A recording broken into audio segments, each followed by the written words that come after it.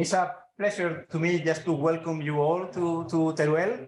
Also for those of you that didn't make it, but you are connected online, welcome to this, in my opinion, very important JPAS meeting. And it's very important for, in my opinion, for two reasons. First of all, this is pretty much the first opportunity we have to meet face-to-face after this horrible pandemic issue that has been just, occupying all our minds for the last 3 years. So it's very nice to see you all here. And it's great to have this opportunity. And also thank you very much for the response. There have been almost 120 people registered to the meeting. Pretty much 40 of them are present here in this room. So I really thank you all for that. It's a pleasure to having you all here. And also it's a very important meeting because we are, as you know, almost ready to start JPAS, to start the data acquisition, the JPAS data acquisition. And that comes with some delays. You are very well aware of that. And after going through many difficult times, in particular some technical aspects that has represented a real challenge from the technical point of view that we need to go through till the situation that we have now, that we are almost ready to start taking data. Also, COVID didn't help.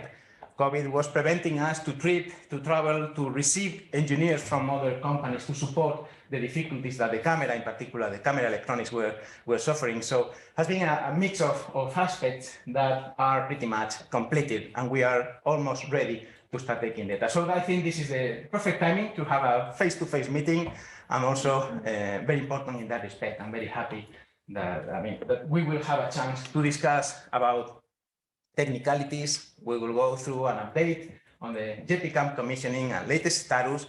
For your information, JPCam will be ready to start taking data in January next year, so in a month from now, something like that, if there are no surprises.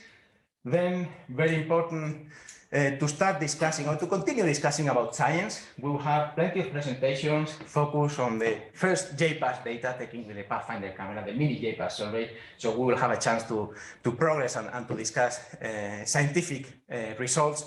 We will have the opportunity to also discuss plans for the next tsunami of data that we will be producing starting next year. This is very important that we are ready and we are synchronized and we are prepared to take the maximum scientific exploitation of the data that is about to come. And also, it is also a good opportunity to discuss synergies with other surveys, with other projects. There are people coming from other projects visiting us this week. Thank you very much for coming here, because I think it's a very good opportunity also to fine-tune some details, in particular with respect to the survey strategy, with the timing and all the aspects that need to be fine-tuned to get the maximum outcome from the data that we will start taking. And pretty much that's it. Just wanted to say welcome to Teruel. I hope you enjoy the meeting. I hope you enjoy the city. I hope you enjoy the weather. It's not that bad. This is December in Teruel. And wouldn't like to take much of your time. So I think that we are ready to start the meeting. I hope this is going to be a very successful meeting. So for the chairman of this first session, I think this is your turn. Thank you very much.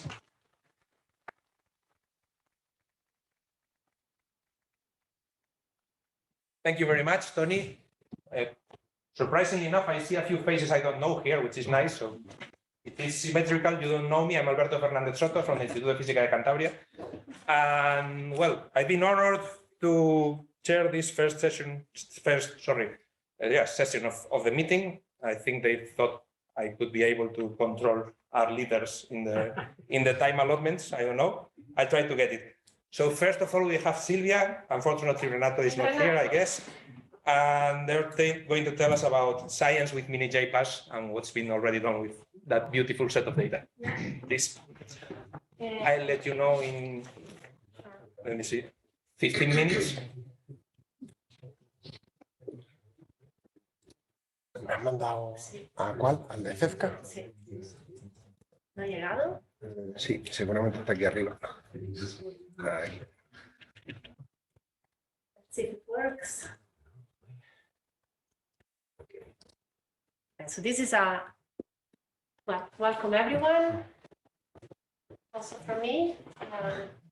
think last time we were here. Well, not in If you have some animation, I think it's not going to work.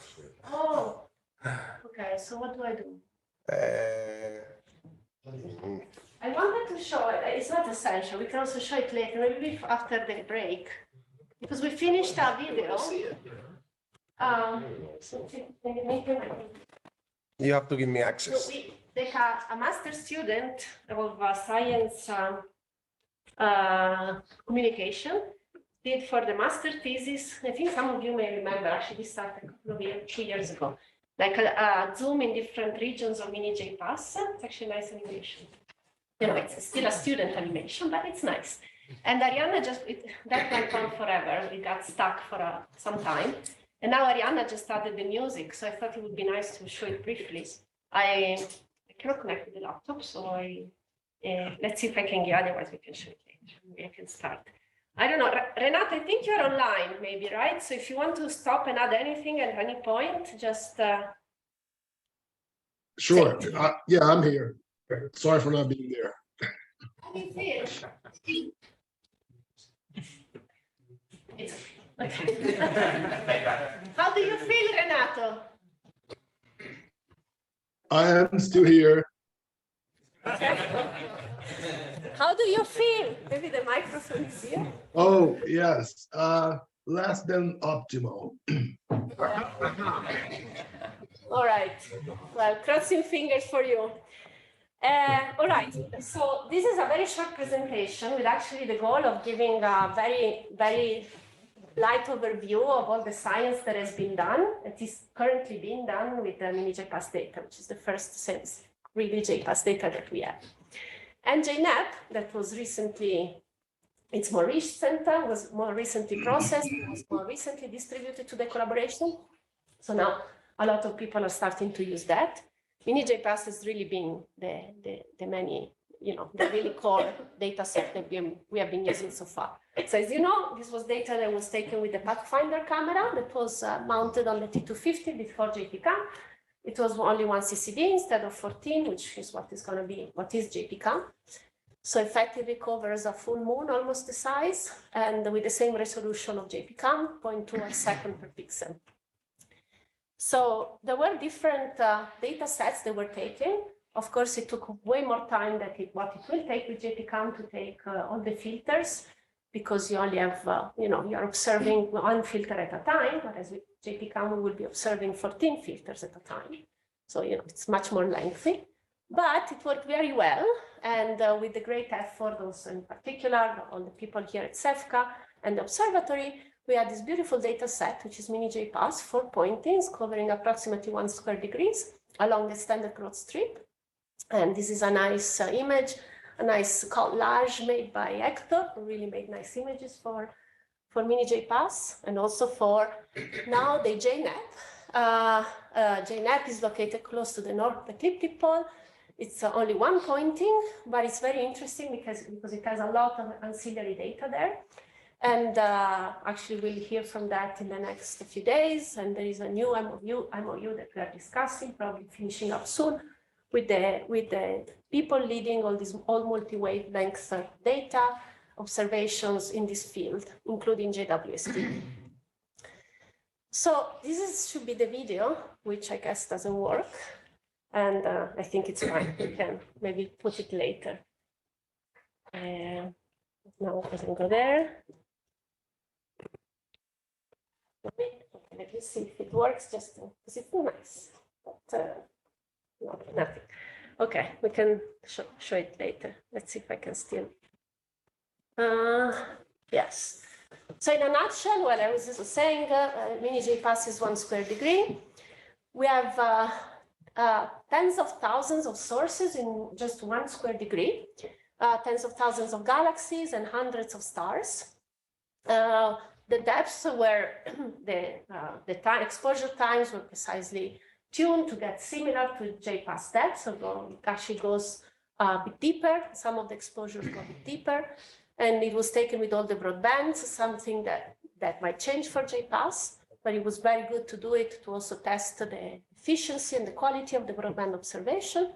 We had the first paper with that presented the data, and then a lot of many other papers that I'm going to touch briefly on. So first, well, I think this was actually the images that really, I think, caught the attention also of the whole community, right? The J spectra. So to show really that, you know, with our data, we can capture the strongest spectral feature of all kinds of objects, starting from stars, then going to extragalactic, the galaxies and quasars. So yeah, now, as of now, JPAS has more than 60 publications, and a big boost was given when this first data set arrived. On the previous publication had been on MOX or other forecast works. And there are many others that are in preparation, and I think they will be submitted. We'll hear about them in the next few days. So just to quickly go over the ones that have been already published or have been accepted or are really close to acceptance. So going from stellar science, actually one of the first paper was the one from Pedro Bacchi, in which he developed a machine learning method to perform star galaxy classification. We have different methods for star galaxy classification in the data set, which are all available online on the portal. There is the standard from Sextractor, one probabilistic Bayesian one that was developed by Carlinhos, and then this one from Pedro. Carlos also worked recently, published a paper on white dwarf science, showing also the capability for studying these objects. Haibo Juan presented the work on the stellar group, which, you know, stellar science was a bit more difficult with a small data set, especially being extragalactic, but these works already are showing the potential also for stellar science, showing that atmospheric properties of stars can be very well captured with the narrowband filters of JPAS. Then going to extragalactic, really the key work was actually to show the quality of photometric redshift and to actually show that we could reach this 0.3% accuracy, which has been defined as the target to do cosmological studies. And Antonio, in the first works, he really did show that that is possible. That was really an amazing work, Antonio, and he's continuing that now with JNEP. So more than half, or about half the sources, up to 22, have this precision in photometric redshift, but also many others, like even got down to 23 in magnitude. I think it was about 5,000 per square degree, right? 5,000 galaxies per square degree get less than 0.3%. And this, with the idea also that this can be further improved with the further tuning of the quality of the data and of the photometric redshift pipeline. Jan Lohr also developed a new code, also template fitting for determining photometric redshift for JPAS, studied more the role of the choice of templates and the correction on the photometry to improve the photometric redshift quality of JPAS data. Of course, all these photometric redshift have been used for a lot of extragalactic studies. The first paper, I think, on extragalactic was the one of Rosa that has led great work on this. This is stellar populations of galaxies. This is color mass diagram. I think what is particularly interesting here, on top of finding what I guess confirming what we knew, that the color bar is age and bluer galaxies are younger and less massive. I think what you can note here is I think we reach down to 10 to the 8 solar masses in mass, which is quite impressive, up to redshift of about 0.4. So I think this is showing, here is not really maybe the thing that first comes to the eye, but I think it's quite interesting to highlight that.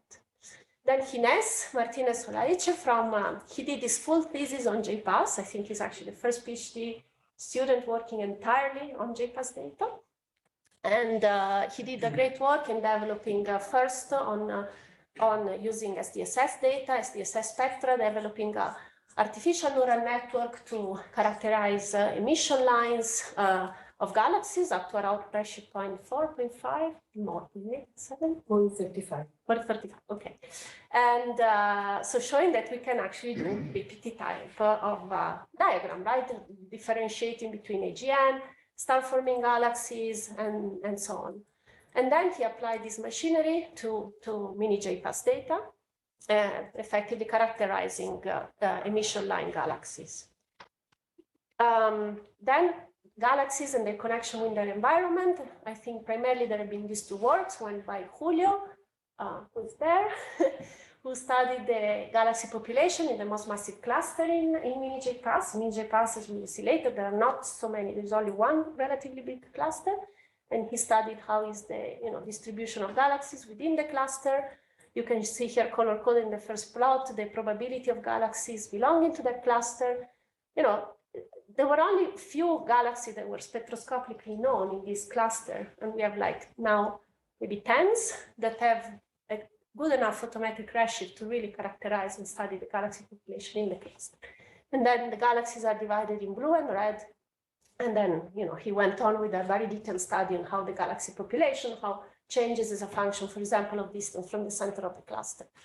And then a more general work was again done by Rosa on the role of group environment, using the full JPAS group catalog, a miniJPAS group catalog to study how galaxies get quenched inside groups. Going to higher redshift, Jorge Iglesias led the first work to study extreme emission line galaxies, and I think there are several follow-up works on this. And then moving now to quasars, Jonas Chavez led a work in which we studied how we can use miniJPAS, JPAS in general, the narrow band of JPAS, to even estimate black hole masses from a single, what is called single epoch virial mass estimates. And we showed that it can even be done fairly good down to masses of 10 to the 8 solar masses in black hole, supermassive black hole mass, which is also quite promising. Rana was looking, this is a very interesting line of work that I think other people are starting to work on, and we'll hear, I think, more in the next few days. She started looking at miniJPAS data to find diffuse emission of Lyman alpha emitters.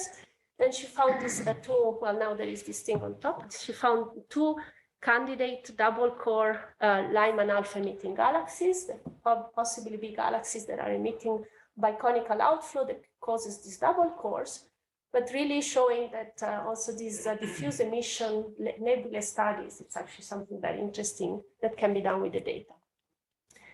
So continuing on quasars, Ivan Lopez recently completed a work in which he studied the AGN and galaxy coevolution using a sample of AGN going to high redshift selected with X-ray.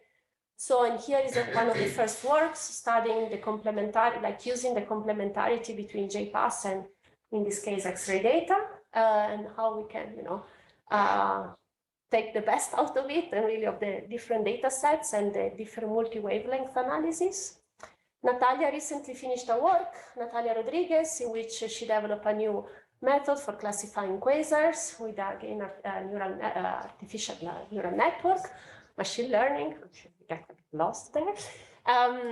Carolina did a great work on creating mock catalogs that for now have been primarily used in the quasar group for training on classifying and distinguish star galaxies and quasar. But these are really, really useful for all collaboration for every group that wants to develop different selection classification methods. And many and more papers on quasar, I think, are about to be finished. So there will be some discussion on them I think tomorrow, right? We have a quasar session. And in particular on quasar, we have a very strong synergy, as you've heard in the past also many times with QSO, which we also hear in tomorrow. Clusters, well, the paper with the first cluster, well, actually group catalog, because there are no big clusters, has been recently submitted and is going through the first report. And it's actually quite impressive to show, to see how well, I think it takes some time to understand. So this is a slice. This is how Amico, the group finder, cluster finder code, the response to in a slice of in a photometric redshift. And there are actually 2-3 clusters in a couple of those are actually two groups on top of each other that normal broadband data would miss. They would just think it's one thing. Whereas because of the very good, extremely good photometric redshift, actually they can be disentangled. So the groups along the same line of sight can be well disentangled. Right, and actually, yeah, and showing what has been shown before by, I think it was one of the first papers, was by Begoña Escaso.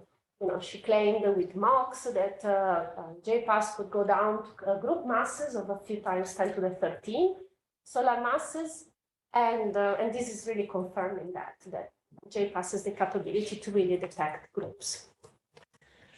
And that's it for miniJPAS. Now we are, there are still a few works, many works finishing up on miniJPAS. There are new works started, ongoing with JNEP data, where again we have ongoing collaboration with JWST, PERS, JNEP, it has different names, TDF team. There are two groups already working together, one on AGN with hard X-ray sources to characterize hard X-ray sources, and another one working on clusters. And I think also we'll hear about some of these works in the next few days. And so with Renato, we were sort of thinking, what are the lessons learned with miniJPAS? I'm about to finish. For the arrival of JPAS data, which, as we heard from Tony, and I guess we'll hear more from Héctor now, is upcoming. So I think it was a great experience, first of all, to have a very active data validation group, working in close connection with the UPAD, the data processing team, to really test the data, test it again, do like all sorts of different analysis to really improve the quality of the data. And also, again, starting to work together with other teams to really push the complementarity with other data, complementary in the optical or also in other wavelengths. So challenges that we also start partially facing this week. We have to finalize the survey strategy, which is something that we kept discussing for years and years now. And things change. It's difficult to settle on something when also, things change. When, as we said in a telecom a few weeks ago, Pantare. So things like science priority might have changed. The way some technical aspects might have changed. So, it's a good exercise to keep thinking and really try to think about the best that we can do with the data and the best optimal configuration that can really give us what we want. And for this also, it's very good exercise to continuously within each science working group revisit the primary scientific goals. We have, JPAS, I think how do you say, it's its good and bad sides. It's so versatile that it's also hard to put together the needs of so many different working groups, right? So there are surveys that are just devoted to the clusters, some others working to do BAOs, others for stellar science. Whereas with JPAS, you can do so many different things that it's difficult also to find what is the optimal configuration that really makes most people happy. But that's really the exercise that we need to do. We need to reactivate the data team so that we can continue this close exercise of working together between the data validation, the scientific teams, and the UPAD team. We'll have a very large data flow. So, as we know, miniJPAS was really a tiny bit compared to the size of what JPAS will be.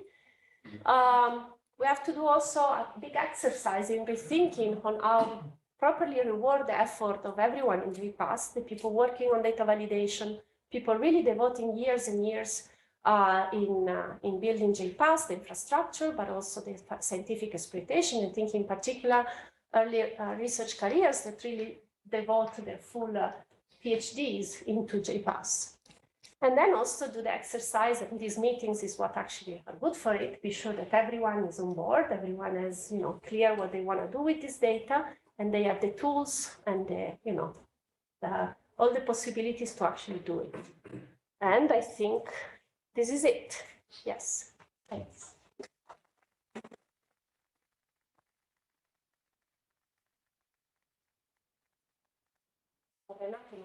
Thank you very much. Yes. Renato, Yeah, I'm here.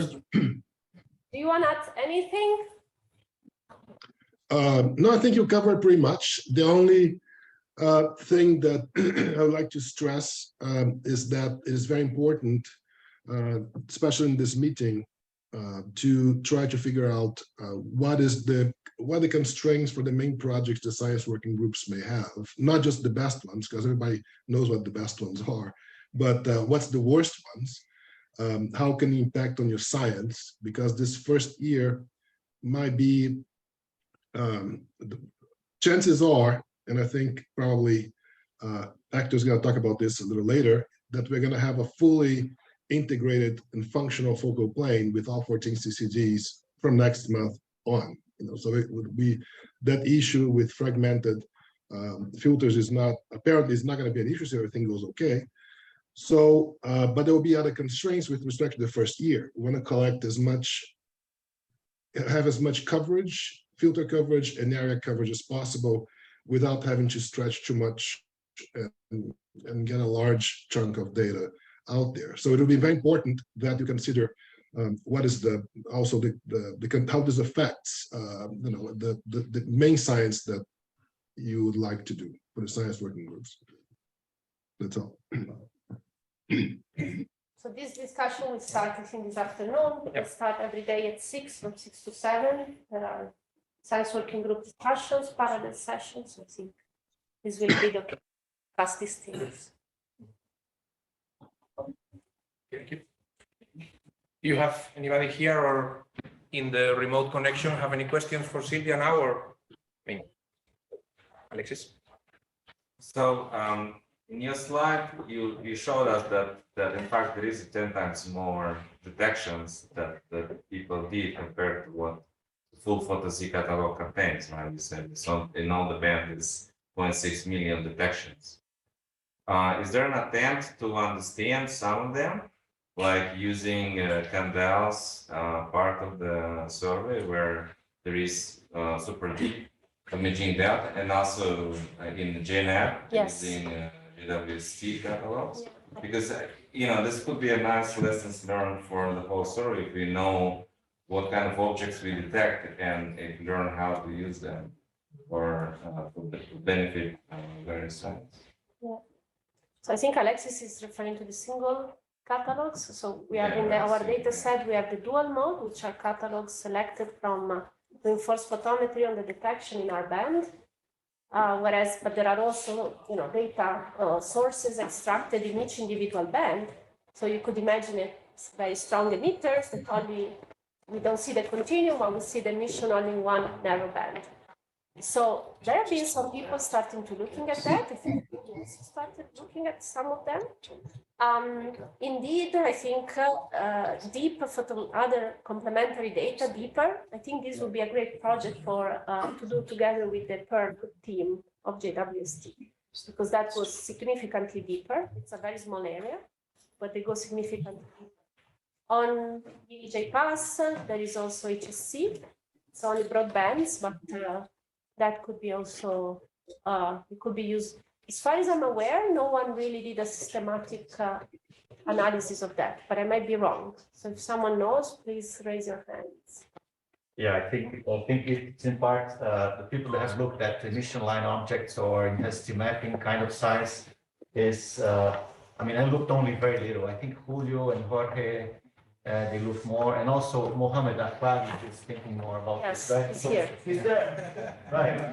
So when I looked at it very superficially, there were lots of, let's say, false detections on the single mode. Okay. But this is, I think, a question for people like Mohammed. You want to comment? Or? There are like deeper surveys. Like in the north, we have the legacy survey that's all the data public, and it's much deeper. We can use those as a reference. But yeah, it's something we have to investigate. Yeah. We haven't formally defined the project. Yeah, we could have even think of a parallel session, maybe tomorrow afternoon, to discuss this. All right. I guess. Move on, right?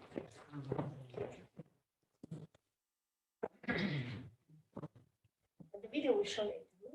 Yes, if you We can find it. well, if you can manage to find it or whatever, we can either before the coffee break or before the next session.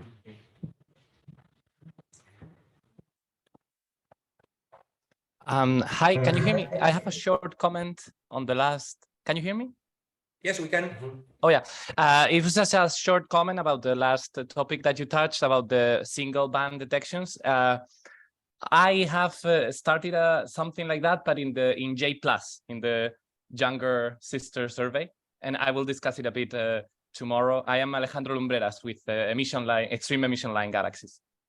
So yeah, and I think we discussed this in a telecon on the Galaxy group regarding JNet, I believe.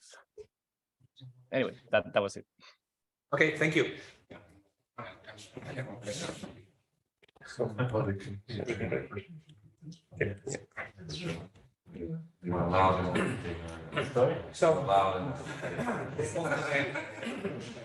the next talk is by Héctor Vázquez Ramió, who is going to tell us about the commissioning status of JPCam. We're all looking forward to the please.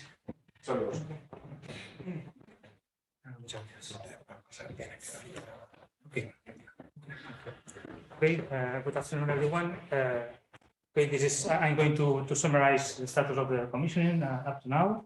This is an updated version of the work done by Tony. This is why he's also in the list of authors.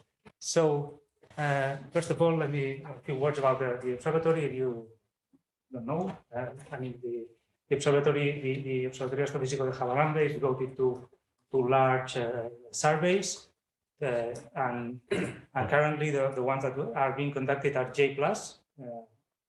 Carlinhos is going to talk about JPLAS in a talk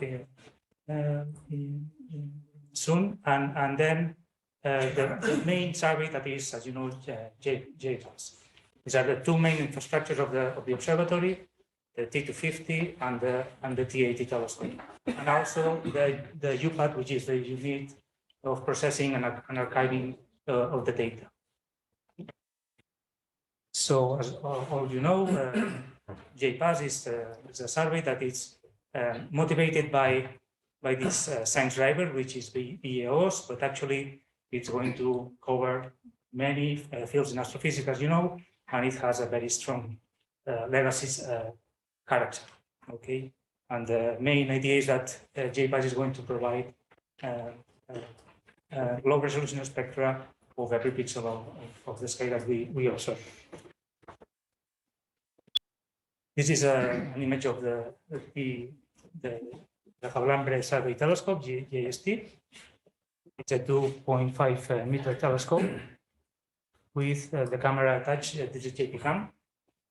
The camera was attached in 2020, and this is a very short, an extremely short sentence, because as you can see, there is a lot involved in there. And from that, first of all, let me briefly summarize the main features of the camera. The camera on sky has this field of view that you can see here, compared with the size of the moon. We will see later that the camera has 14 scientific CCDs, plus a set of pairs of detectors, the smaller ones, that are devoted to sensing the wavefront in order to actively correct the optics of the telescope. And then there are four smaller, even smaller detectors that are going to be devoted to autoguiding. Okay, the full field of view has a diameter of the telescope of 3 degrees. That is reduced because of the CCDs doesn't cover all the field of view. This is the final field of view of the camera. And the camera itself have 3 main subsystems. We have the core of the camera, that is JPCam cryogenic camera. Then we have the actuator system and the filter and shutter unit. Let's go quickly through all of them. Very briefly, you can then take a look at the presentation and see details if you want. but you can see here the camera. You can see that it is huge. You can see compared to a person, and you can see there that it contains the 14 CCDs devoted to science and the other ones that I mentioned before. If you were able to see the other side of this plane, you would see all the electronics that are attached behind this plane, and you can see the complexity of the electronics associated with the camera. The camera is cooled through liquid nitrogen, and it's working. We will see at about minus 110 degrees Celsius. The other subsystem is the filter and shutter unit. This is a system that implements the filter trace that holds the filters that we are going to use, and the shutter that is a two curtain shutter, a very huge, very large shutter. And I mean, mainly this is what this system has, and the filter and shutter unit is able to hold at the same time, to host at the same time 5 filter trays. So this allows for JPAS to have the 54 narrowband filters plus the broadband filter at the same time. Okay. And then we have the operator system and image quality control. I'm not going to go through the details of the system, but you may imagine that actually this is an hexapod that is holding the. I'm going through the details. So. Okay, so the camera is holding this is an hexapod that is holding the camera. The camera weighs half a ton, and it's able to position it with very high accuracy. And this is, we have one hexapod that is holding the camera here. And then we have another hexapod that is holding the M2. And these two hexapods give us 10 degrees of freedom, 5 plus 5. And this allows us to correct any flexions due to gravity. The system to have a sound image quality. The way to do that is through using, as I said, this pair of detectors. There are 4 of them, and each you can see actually a real image of the filters in this case that corresponds to this positioning, those positions. And what we do is to take images intra and extra focus. So we take those images that are defocused image, donut shaped, and through this intra and extra focal image, we are able to derive the wavefront that is coming to the telescope and infer what are the corrections that are needed in the 2 hexapods to get to minimize the optical aberrations. If this is not achieved in the first iteration, this is done once again. In principle, with a few or only one iteration, we are able to do that. The way to build this intra and extra focal image, there are 2 approaches that we are using in the commissioning. One of these is by using, I will talk a little bit later about this. We can use the science image to do that, just moving moving in Z the M2. We move M2 and we get these 2 images in the 14 scientific detectors. So this is a way to have this intra and extra focal image. But actually the final way to do that is by not moving any system in the telescope and just using those devoted detectors that, given that we have, what we have here is are two filters with different thickness that provides this these two images, one intra and the other extra focus, because of the different different optical path that is going through each of them. So we don't need to do this step of moving the hexapods to get the image. We can keep in the focal image roughly, and then we are able to obtain the two images and analyze them to get the correction that we need. Okay, so in 2022 we had the first flight of the telescope with JPCam. We call it the technical first flight. This is the image that we show to the world. This is M31, and that is the kickoff of the commissioning of JPCam. The team that is involved in this commissioning is the one that I'm showing here. There are many people involved. This is the people that are more closely involved in the commissioning. There are engineers, the optical engineers, mechanical engineers, engineers of many kinds, and also the telescope operators, the people from the JPAS, many people involved in these developments. And you can see also some real images of JPCam that we have obtained. These are close-ups of different objects that we obtained so far. Okay, and I want just to illustrate how some developments are more visible than others, and I just want to illustrate that with this one. This is the window that we are using for operating all the stuff in the T250 to operate JPCam, and this is a version that is 1 year ago. That is the current situation, the situation 1 year ago, and that is the actual view of this window. So this is just an example of how things are evolving, even though sometimes it seems that it may not be the case, but actually we are always trying to improve all the developments. Okay, going through one of the main issues or main topics of my talk is to talk about one of the main issues that we have faced since the beginning of the commissioning, and that was the electronic failures that we were experiencing with the camera.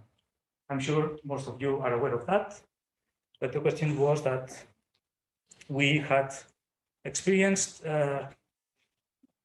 occasionally some failures of the science ray modules. We have one science module for every CCD. So we experience failures from time to time of those, at the point that 4 of them actually failed. I have to mention that this didn't interrupt the commissioning, because we were able to work without them and to go on with the developments. But this was a very serious problem that we were not aware of the origin of that at the beginning, because we were not able to figure out what was the origin. But the good news is that we already have a very good clue of what is the root cause of the problem, and actually we have a strategy to fix it. And actually we have also, and I'm announcing this, we have a plan to do it, and this is going to happen in January, next month. Okay, so people from Teledyne E2B is going to come to the observatory, to electronic engineers from Teledyne E2B, and they are going to have to fix one of the CCDs that is pending to doing the repair, and they are going to implement the solution that will fix all these electronic failures in the future. So the bottom line here is that by mid-June, or let's say by mid-January, sorry, by the end of January, we should be able to have the 14 CCDs working and with the expectation that no failure has to occur at the same time, with the same. Okay, and given I mentioned that there were some CCDs that were not working, and you will see that there are some gaps in some of the figures that I'm going to show you. Okay, some of the results, particular performance of the camera. This is more technical, but you can see that this is the stability of the temperature of the camera.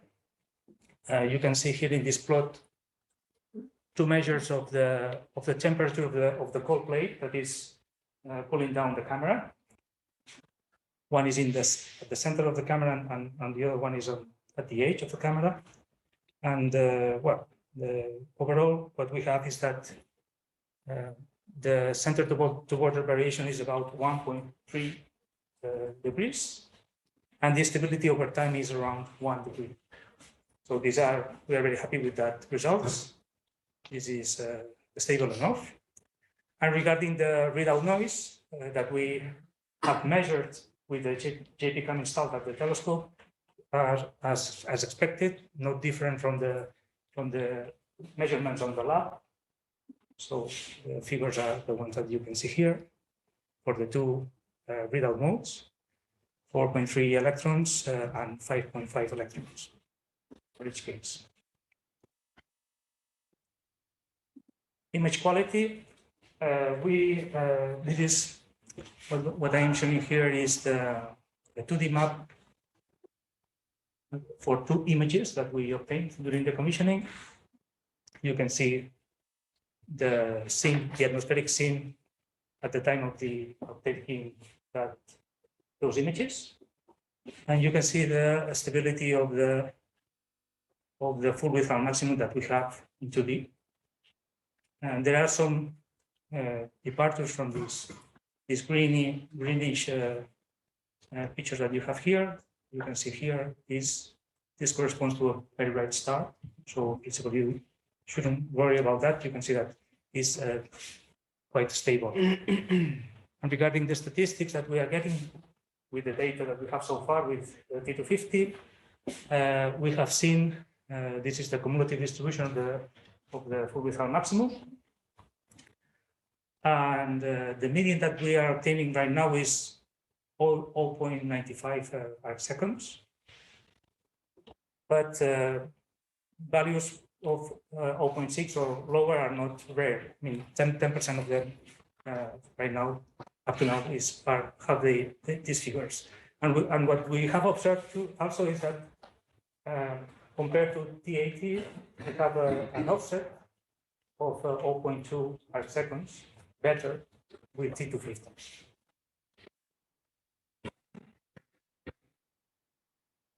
Regarding the way we, just a few notes about how we are performing this alignment of the optics. These results are obtained by using the 14 CCDs to do the intra and extra focal image to align the optics. But we are preparing ourselves to work with the auxiliary CCDs at some point. One of the problems for doing that is that we need to have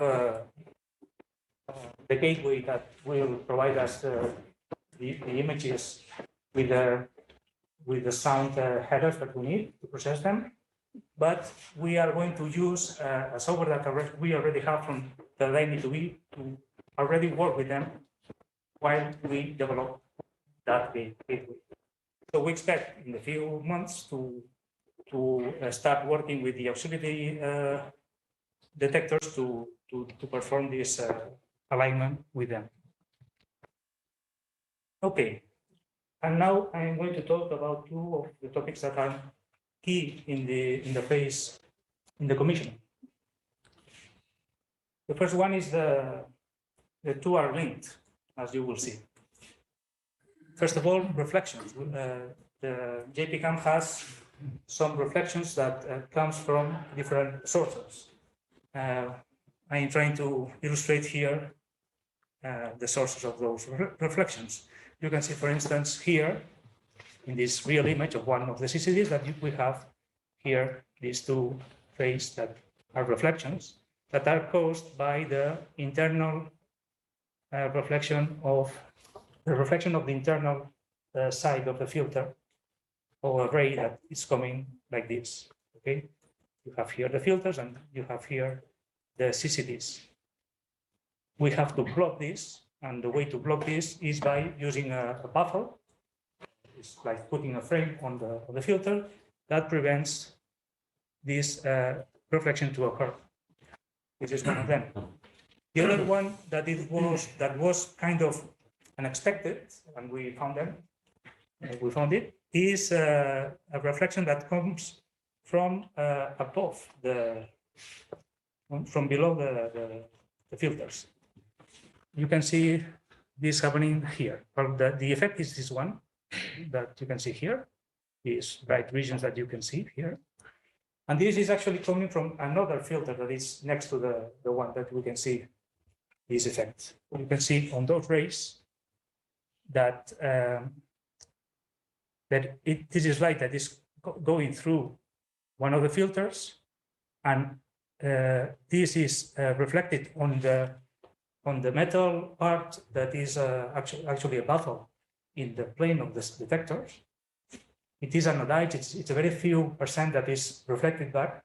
But what happens is that this tiny fraction is reflected, and given that this is another filter with another specifications, with another wavelength, the ray is actually also reflected back to the next detector. And this is why we see those bright features. This is happening, we can see that on when using the narrow band filters trace, okay? Because we have different filters. So filters that allows allows some wavelengths, and then on the other side we have another one that is kind of mirror those wavelengths. The way to avoid this is to block also the lower part. Let me show you quickly here, sorry. To also block the lower part in order to avoid this ray to come back here and be reflected back to the CCD.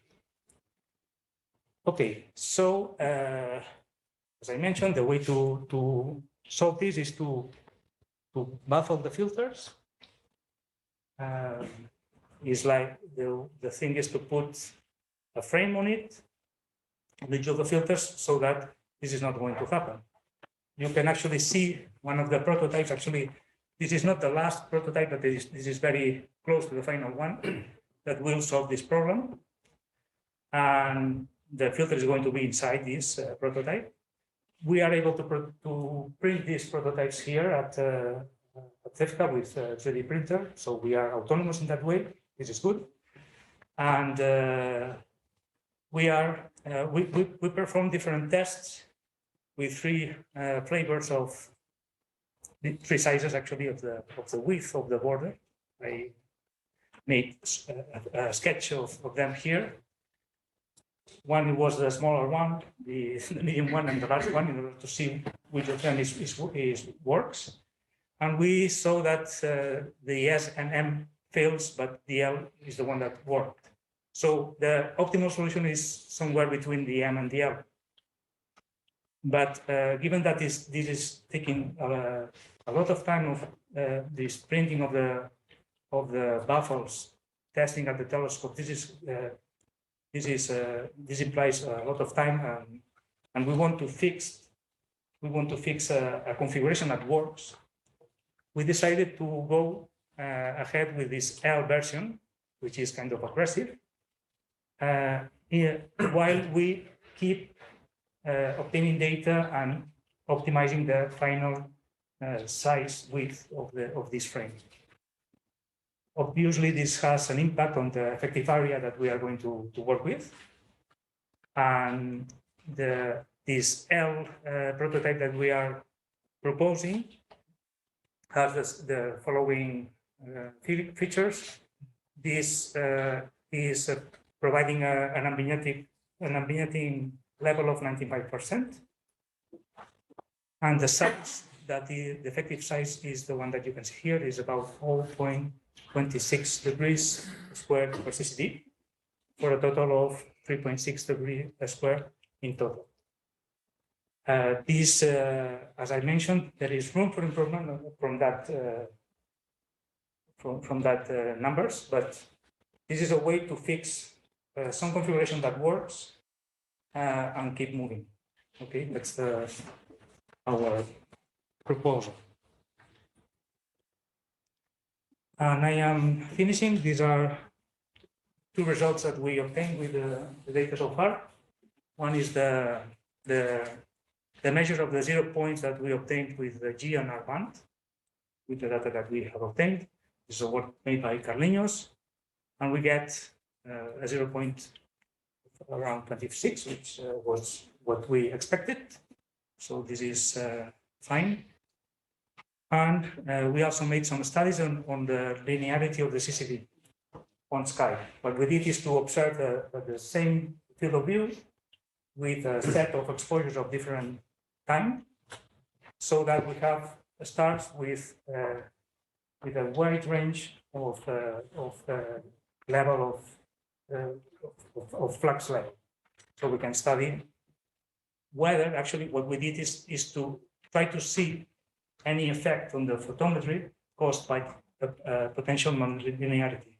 And the result is that within the range where the linearity to be says that there is a linear behavior of the camera from 5% to 95% of the range, we cannot see any significant departure from the linearity. And that is mostly it. These are the main features of JPCam. If you want to take a look. The commissioning is, I mean, it will depend whether to who you ask to. I mean, but from the technical part, it seems to be close to the end. There's going to be a lot of work yet to done on the processing data, but we are close to have a very clear idea of how to take the images in a way that it is possible to process them. So we are close. The electronics are foreseen to be fixed in January next month, and as soon as we have this solved and we have these baffles printed, we will start as soon as we are ready for that with the scientific operation. And that is it. Thank you very much.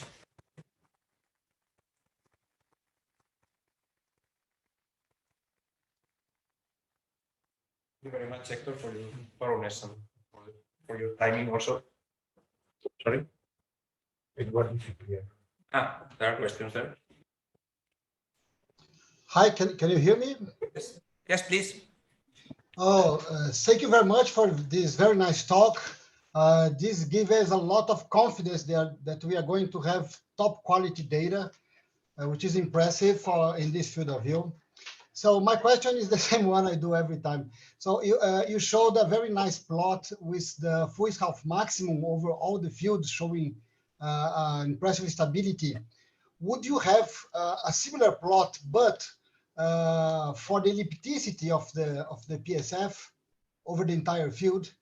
Because I know it's challenging to keep the stars round in such a large field of view. So I'm very anxious to know how is the behavior of the image quality over the edges of the field. Okay, yes, this is something that we measure.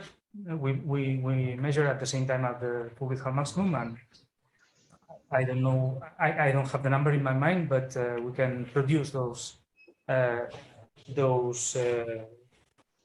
diagrams and give feedback to you. I would very much appreciate that. Thank you very much. Very nice talk, thank you. When you talk about the focusing on these 8 detectors? How often do you have to do that? In every observation? Or... I would answer now that that at every observation. How long does it take? Now it's currently very inefficient because we are actually moving the hexapod, and given that it's I mean this takes time. But whenever we are ready with the auxiliary detectors, that allows us to get those intra and extrafocal images without moving everything, and I think we would be much efficient. And yeah, the problem is that given that we have an altazimuthal telescope, we also have the rotator, and this is changing every time the gravity vector. So we need more experience to have an idea of how much time we need to do to reduce the refocusing, but I guess it's going to be quite often. What, like minutes? No. I mean that maybe, given you are in the same, very close to the one pointing that you are working on, it's not a problem. But maybe 20 minutes, 30 minutes, you need to redo the. No, I mean every time you have to refocus, or after you move, and let's say, well, every time you move. By some amount, you have to do this refocus process. How long do you think it will take once you have these 8 detectors and you can do the autofocus? You mean to get the data to actually know what is the optimal position? To play with hexapods, so you can correct for it. With the auxiliary detector. Right. I think that would be very fast. I mean, because. And knowing the optimal solution of the hexapod position is going to be very fast, because it's a question of reading the images and doing the processing. It would take, I don't know, 1 minute. I don't know, something like that. So. Yeah. I mean, just to comment on that. As Héctor mentioned, now at the very beginning we are using the science CCDs. So this is the efficiency is very low, also the accuracy is very high. But this is an interim solution. As soon as we can, we will start using the auxiliary CCDs, and those are gonna work in the same manner. So every time we are exposing a science data, the auxiliary CCDs will be taking auxiliary data and processing that. Then we close the shutter, start the readout, and at the same time we correct. So once we start regular operation, the impact of the image quality control loop on overheads is going to be 0. Okay. If everything is as expected, right? But this is the ultimate ways of operation. So the overheads impact is going to be 0. Right now, as Héctor mentioned, we need to do a correction because we are using the science CCDs every half an hour or something like that, and it takes some minutes. But this is an interim situation.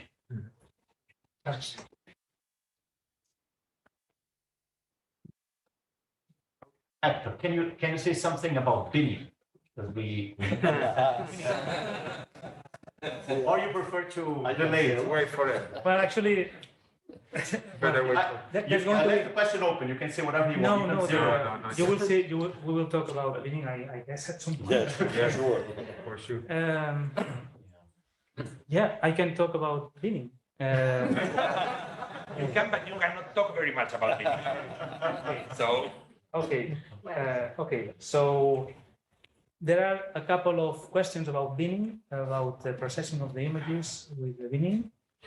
There are very few overscan pixels for this camera, so this is making it tough to characterize the bias. This is something that I guess Alberto Moreno is going to talk about it. And there is also other technical problem or situation with the binning. I don't know to go through this because it's going to take maybe more than a minute. The question is that there is some effects that we have been observed with binning and saturation. I don't know if you are aware of that, but the question is that the artifacts that appear are are significant, but this is something that we have seen with broadband filters. We don't expect the signal to be that high with narrowband filters, but this is something we have to talk about this. We have we have also to talk with the lane to be whether what's the situation, what's and it's something that yeah, these are the two. I can imagine the binning thing will become possibly during the strategy and other. Yes. Maybe we should leave it for that. Maybe, who knows? Well, I think we should stop here. Just a curiosity for Héctor. You have measured the contribution of downsync has been measured, or is because you have put here the 0.55 that was the side sync, isn't it? Yeah. So will you have any idea of the? Well, given that we have been able to be very close to the atmospheric scene, we deduce that the dome scene actually can be very low. Of course, if we are not thermalized, we see immediately in the images. So it's very small. What do you think is? I mean, in the ideal case, it's very small. If you are able to thermalize the dome, it seems that you then are able to reach full width maximum compared PSFs compared to the atmospheric scene. And this is, for instance, this is something that doesn't happen with TAP. It is very important. It's a moment that you cannot improve the full width maximum. Thank you again. Okay.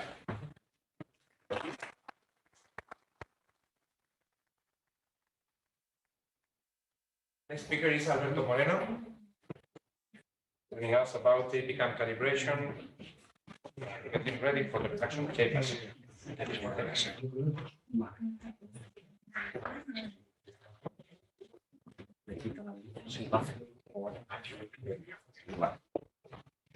Hi, everyone.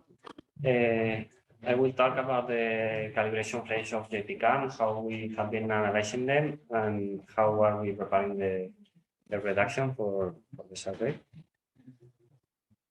First of all, I want to thank the impact team. Everyone has been working hard to have the data ready and the database is prepared to the survey. Especially, I want to thank to Jesus Varela and Alessandro De Roclite, who they have been guiding us to have everything ready, and to David Muniesa, who has been doing most of the work that I will explain you here, and he has been father recently, and I want to acknowledge him. Okay, first of all, we started analyzing the bias from the camera. We started measuring the median value of the number of counts of the images, and we didn't find any dependency with the CCDs.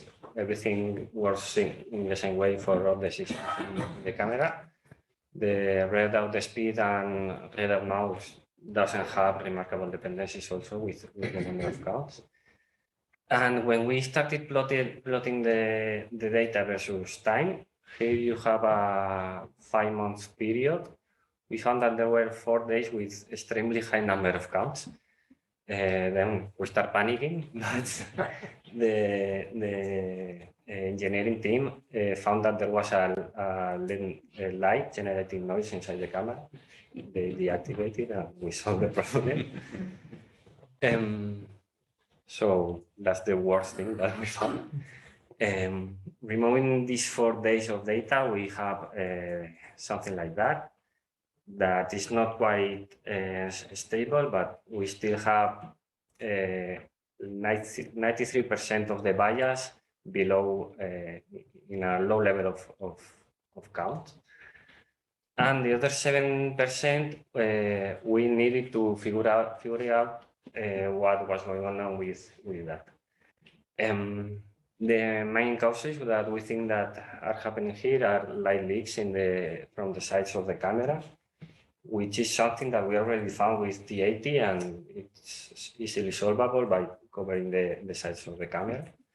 It could be also internal reflections, and that is going to be solved with the buffer that Héctor talked about before. And there is one more thing that was charge accumulation in the camera. If we plot the same thing as here, as we have here, but with the this is the number of counts versus in the x-axis is the time spent from the previous readout of the camera. We found that when we have been, it's typically above 15 minutes without reading the camera, the charge start accumulating and you have this kind of curve here. So this, we think this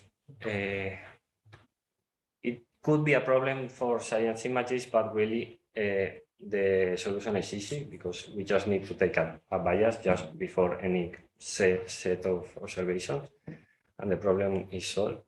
And also we are already taking technical images for focusing the telescope, so that's not a problem for the science images.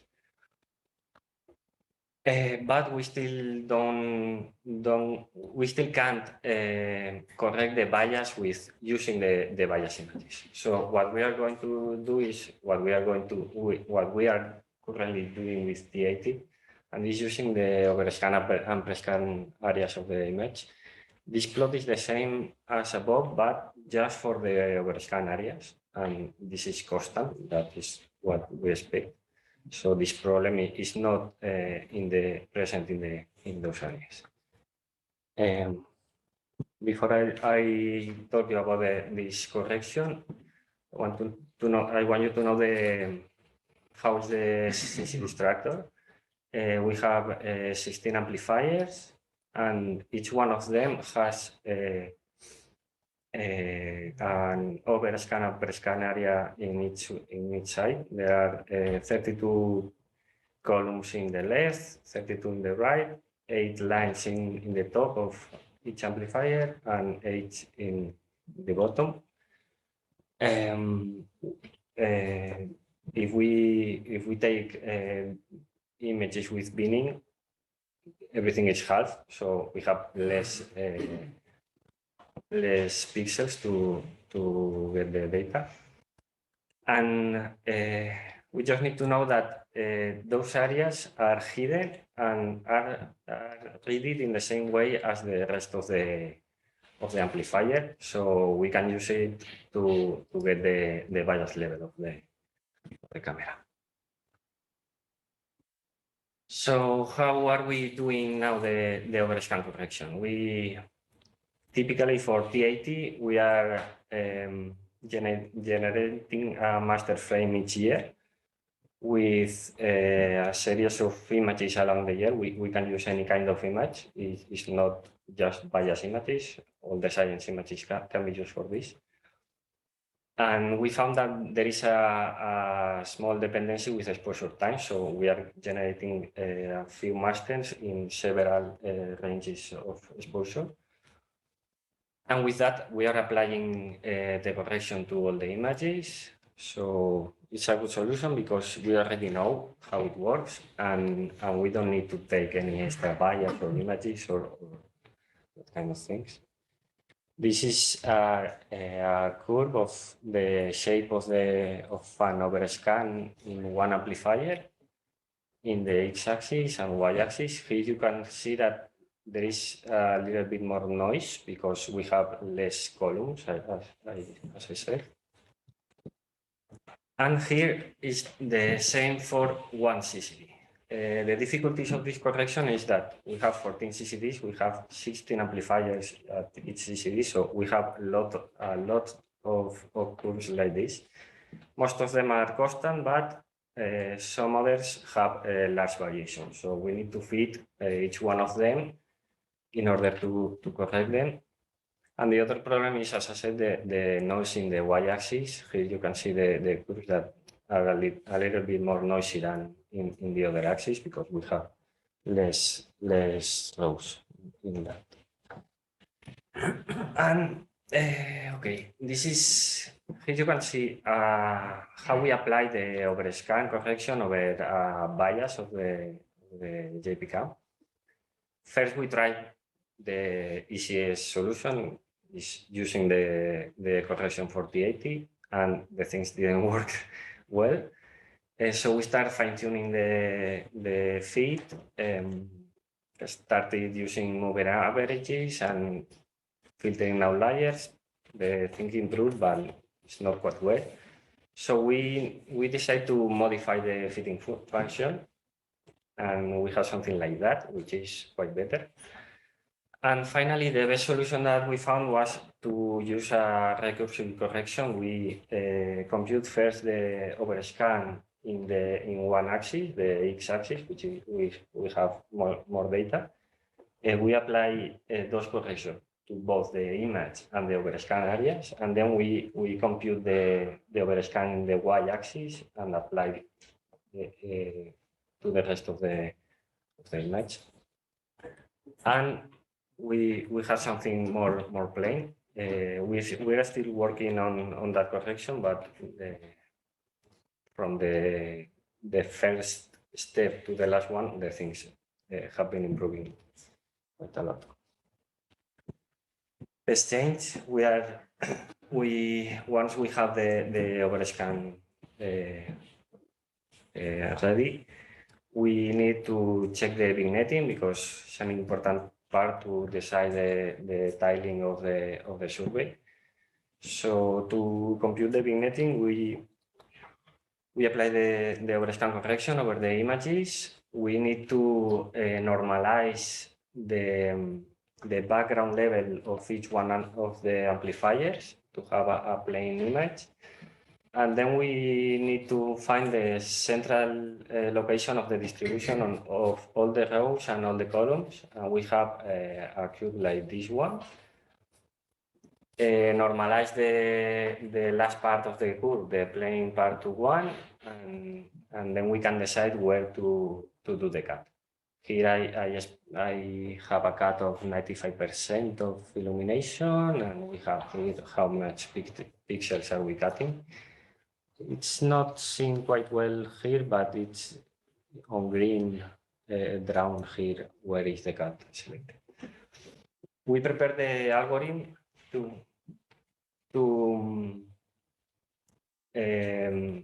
compute this vignetting over the flat fields, which is the best solution, and over sky images, because in this way we are able to compute it in real time and know if the vignetting has changed and try to fix it by in the focusing process. We then get a bunch of images from JPCam. We apply this algorithm to all the images, and we get the how much area of the camera are we using if we decide to do the cut in one of these levels. The things are, as I said, a little bit noisier in the sky images, but the results are the same for everyone. And in the worst case, in the case that we decide to cut the more aggressive way, we still have more than 80% of effective area of the CCD. This has been done with temporary buffers. We still need to install the definitive ones, but we don't expect to change this so much.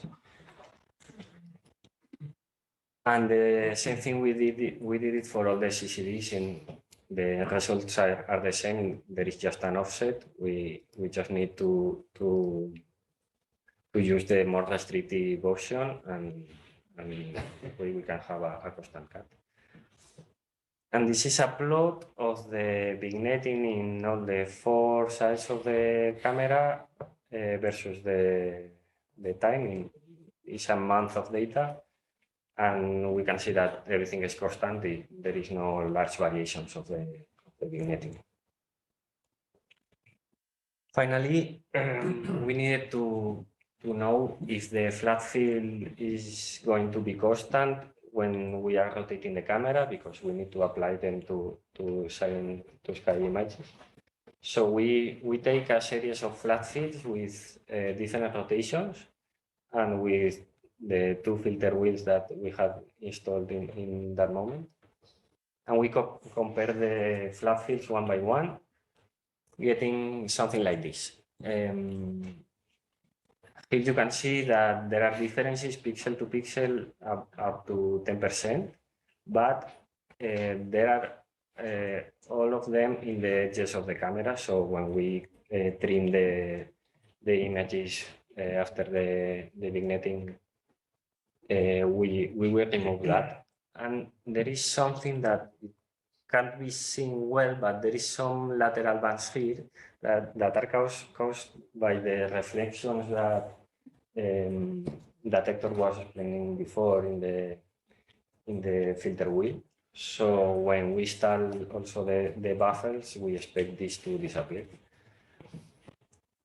Doing a cut of the vignetting, I think it's 200 pixels. We can plot an histogram of all the differences of the pixels, and we have something like this that show that the central location of the distribution is in 0, and the worst case is less than 2% of difference in the flat fields. And that's it.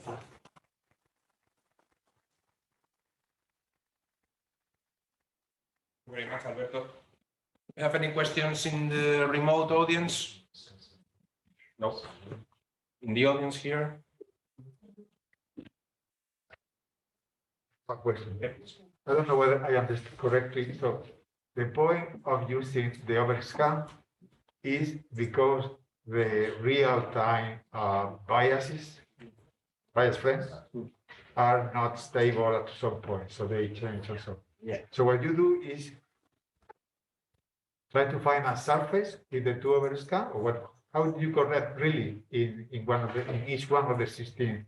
You do the Y and X fitting, and then? Yeah, we have. We get an average value of the overscan columns. We have something like this. This is a lot of the overscan values of one region of one amplifier in a lot of images. They are here. So we fit this function, and we expect that the distribution in the same axis of all the amplifier is the same. So we apply. And modulate with the x-axis variation. Yeah, we did that with the x-axis. We applied this to all the amplifier and the overscan y-axis, so and then we compute the same for the y-axis and apply it to the rest. Like a surface. You do like a surface. So that means that each one of the 16 parts of the CCD are somewhat smooth. So you don't get like this kind of things of this hot corner for where the reading of the accumulation of the, this reading the hot spots. Yeah. Do you think you find this kind of things, or is smoothing out? No, because you can see here near the piece, you have this, and this is corrected here also. So that can be corrected? Yeah. Okay, thank you. In fact, here because there are sometimes you have these hot spots. Yeah, is quite smooth. We still have some, but this is due to maybe the fitting of things like that, which are larger. So we still need to. Silvia? Can you, so you were mentioning, I got confused, so you were mentioning depending on the buffering, you can define the timing of the, why would it, in this, in what sense? Yeah, if we, not just the buffering, when we have a final buffer, we should compute this again, and then we must decide Alessandro will talk about this now. But we must decide where we want to cut the image, Yes. and that will affect the dithering of the images and the Héctor will talk final about timing steps. In principle, the difference could remain the same, it's just that you have less area, right? Well, we can talk later. More than the differing, it should be the displacement from one observation to the next. How many styles we need to cover More the area. Tiling. Well, thank you again, and thank you.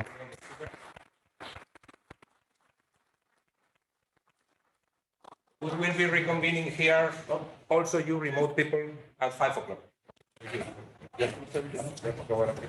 Joder, qué rápido, ¿eh?